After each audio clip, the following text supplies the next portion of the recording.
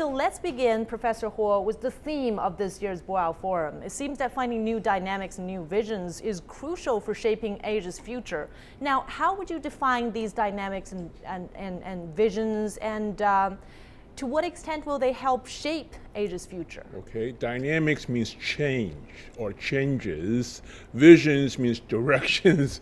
And of course, what's the cause of changes or the direction when economy of China is slowing down? Let's put it in a blunt way. So in a sense that China's excessive high growth rate, it will stop or will decline in the future. That's well known.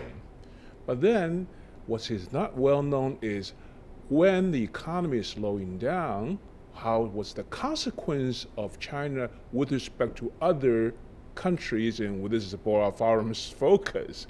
Now, when you focus on changes, everybody knows. But what will be the future? The direction of change, that is China, whether it's going to have more government intervention, whether this One Belt, One Road things is going to be contingent on the government investment, or whether there's a market resolutions. I think this is the focus of everybody's attention.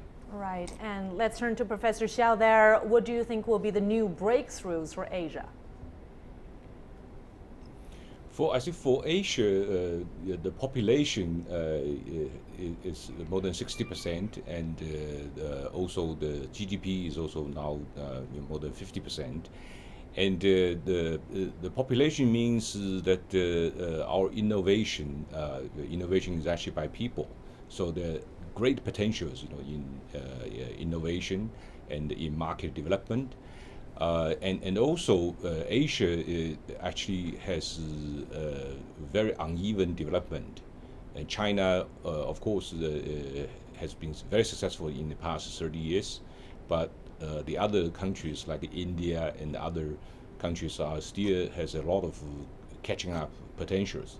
So I think there are a lot of possibilities, and that's why some of the public investments in infrastructure, both hard and soft infrastructure, would be very helpful to maintain the momentum of Asia's miracle in the last few decades. And Professor Xiao, as you mentioned, Asian economies are very diverse. There are some of the world's richest economies, and then there are some of the world's poorest economies, as well as very promising emerging markets. So I'd like to ask you this, Mr. Ross. Can we expect the Boao Forum to provide a common development goal for all these economies despite their differences? Well, yes, I thought it was very interesting what the Premier said this morning about stressing the need for peaceful development in Asia.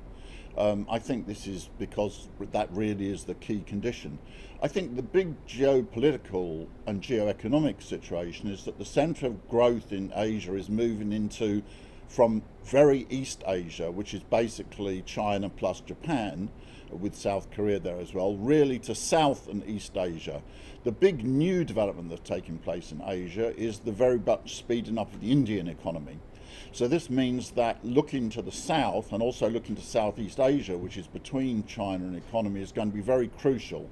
And that's obviously where the One Belt, One Road initiative fits in with that. China's got to look now inland and to its south as well. Japan's economy is in a big mess, and it's not very likely to get out of it soon.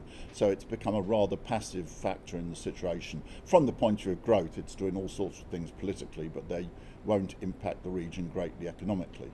Well, indeed, we are seeing some changing economic realities. And Professor Huo, I'd like to ask you this. To what extent do you think that innovation can help be the driving force? Well, in the developed economies such as US and UK, innovations means inventing new things, but in China or in the rest of the more developing world, innovation many times means the adaptations of the new innovations, technological innovations already happen.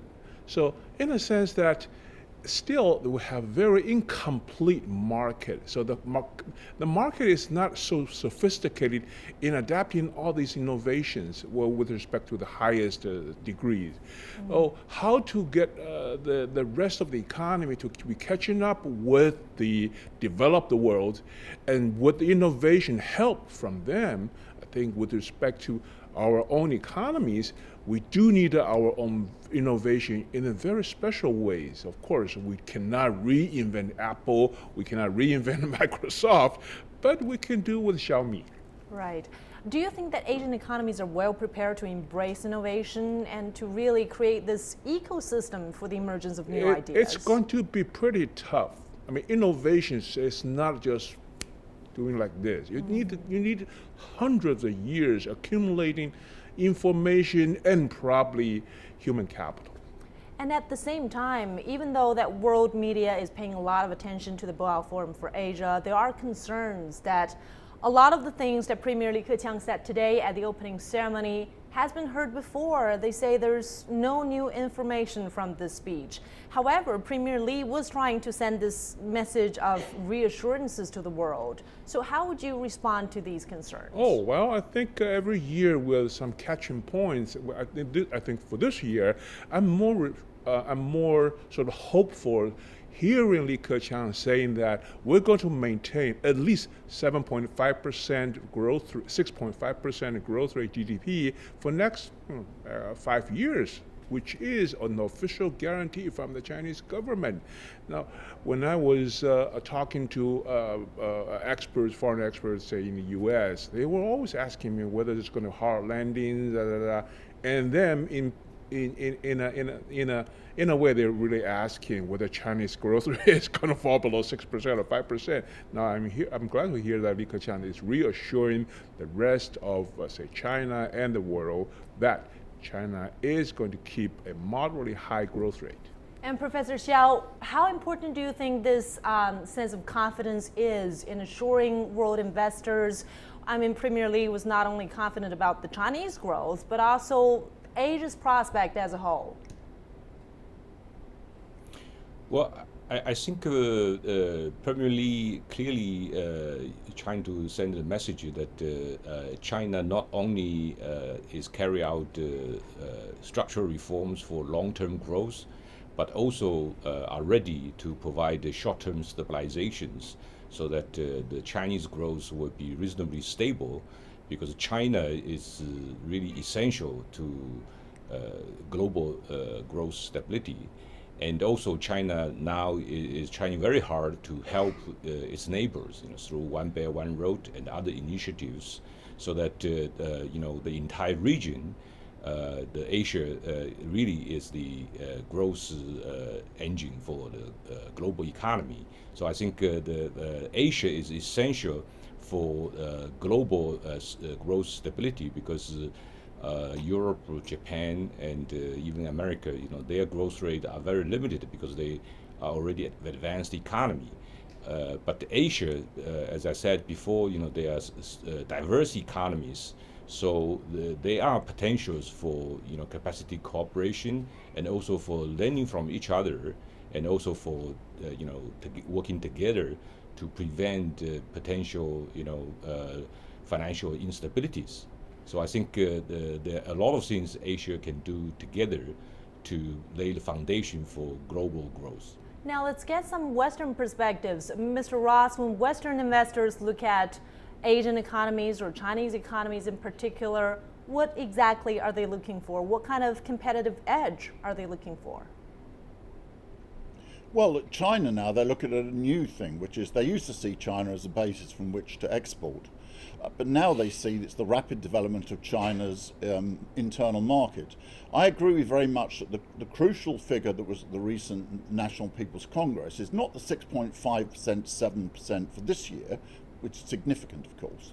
But the really important thing is the 6.5% between now and 2020. Because if foreign companies are going to undertake very large investments, they can't undertake these on the basis they will recoup their money in 1 year.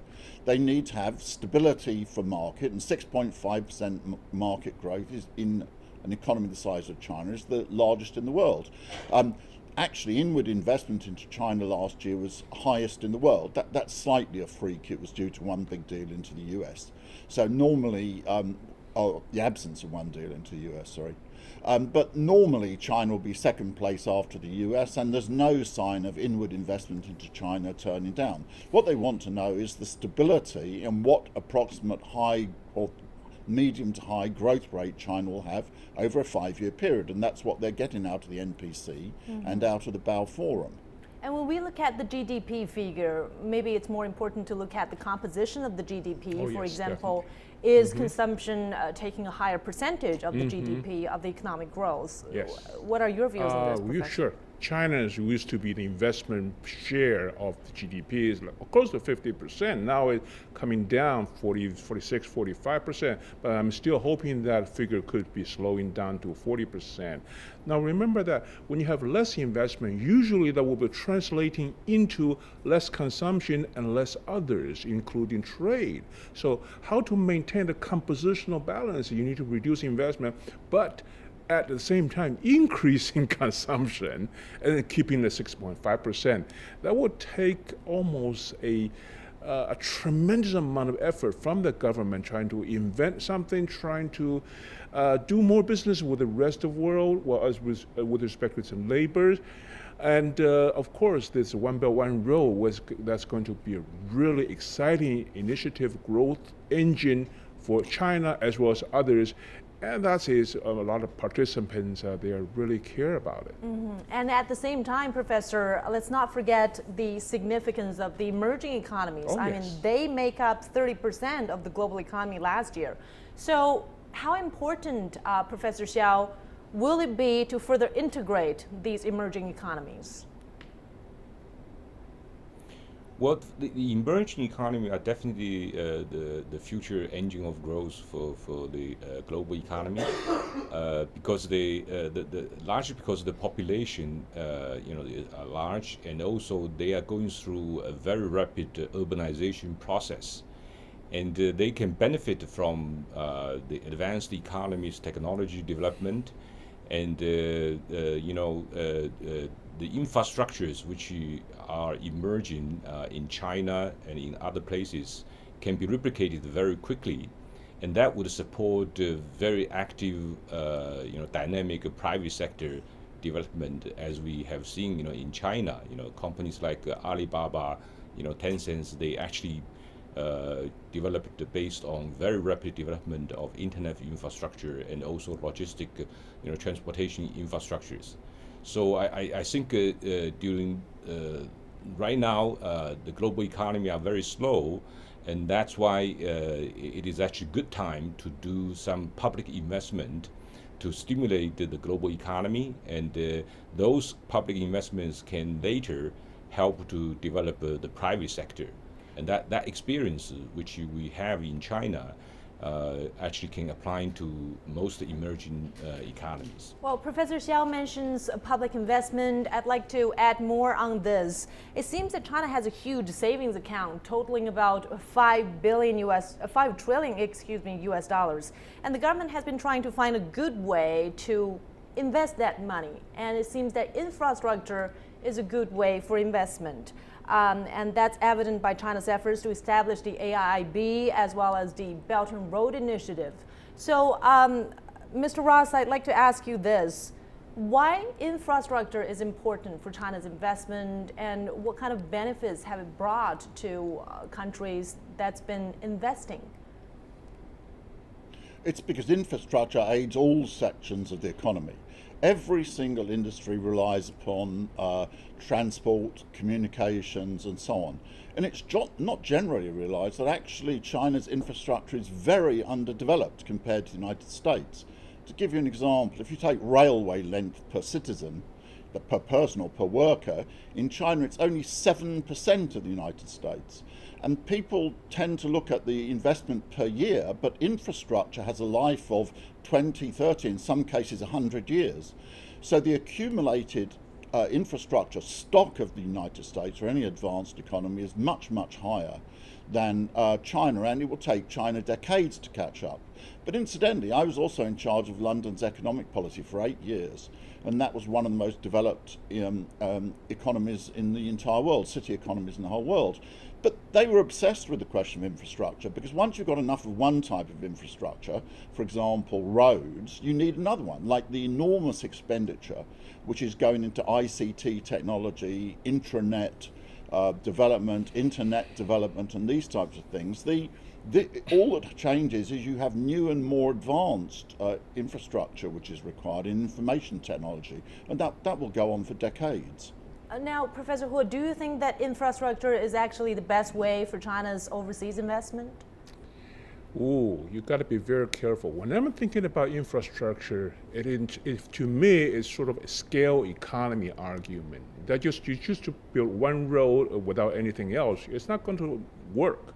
So you need road and power plant and maybe harbors, all those airport. So we're really talking about a scale economy. But China, it happens to be the country which is very experienced in the scale economy. China's market is big enough. So China has a lot of experience. Learn from the failed or the successful scale economy. I think this time China is trying to sell this kind of experiences on on Chinese friends, all kind of government. They need the infrastructure, and of course China will say, okay, you need an airport, and you need a road, and you need others, so that to build the scale economy. And remember, infrastructure is just another name for scale economy.